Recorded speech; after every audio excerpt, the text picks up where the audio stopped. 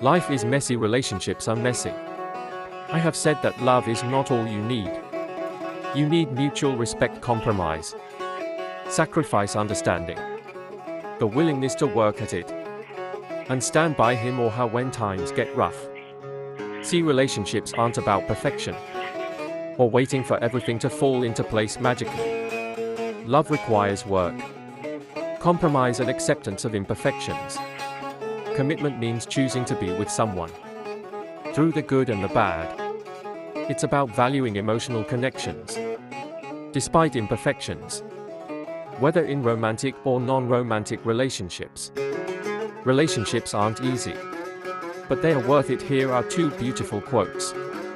A successful relationship requires falling in love many times, always with the same person.